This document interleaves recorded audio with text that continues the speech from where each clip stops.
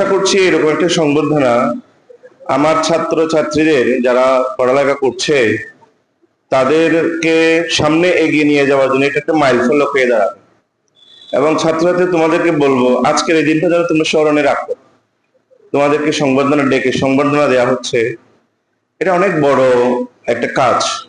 উৎসাহ দেওয়া, মানুষকে গুণীদেরকে মূল্যায়ন করা, এটা খুবই গুরুত্বপূর্ণ কাজ। এই জন্য আমাদের জীবনে যে আমরা যে গন্তব্যে পৌঁছতে চাই, এই গন্তব্যে পৌঁছতে হলে অনেকগুলো ধাপ অতিক্রম করতে হবে। তার মধ্যে একটা ধাপ হচ্ছে এসএসসি পাস করা অথবা দাখিল পাস করা।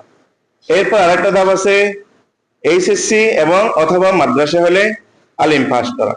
এরপরে বিশ্ববিদ্যালয় বা মেডিকেল অথবা ইঞ্জিনিয়ারিং ইউনিভার্সিটি গুলোতে ভর্তি হলে তখন ওখান থেকে অনার্স করবে, মাস্টার্স করবে। আমাদের যারা গার্ডিয়ান আছেন, এই গার্ডিয়ানদের অনেকে আছেন আবার এসএসসি পাস করছে তো বলছে মেয়ে বড় হয়ে গেছে, এবার বিয়ে দিয়ে ফেলি। আমি অনুরোধ করব আপনার মেয়েটাকে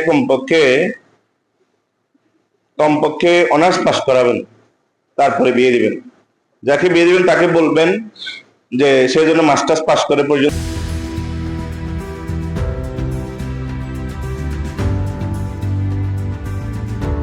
পড়ালেখা করায়। এই কাজটা আপনাদেরকে করতে হবে।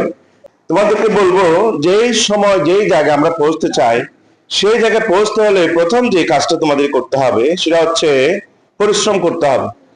পরিশ্রম কি বলে, industry is the mother of Fortune. পরিশ্রম সৌভাগ্যের মা। প্রসূতি, ইন্ডাস্ট্রি, লেবার। পরিশ্রম ছাড়া আসলে কিছু হয় না।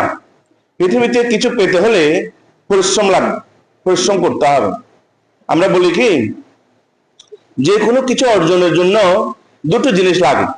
আমি তোমাদেরকে বলবো যে অসাধ্যকে সাধ্য করে সাধ্যের মধ্যে নিয়ে আসতে পারবো যদি আমরা চেষ্টা করি, পরিশ্রম করি। তবে এই পরিশ্রম হতে হবে নিরলস, নিরলস পরিশ্রম।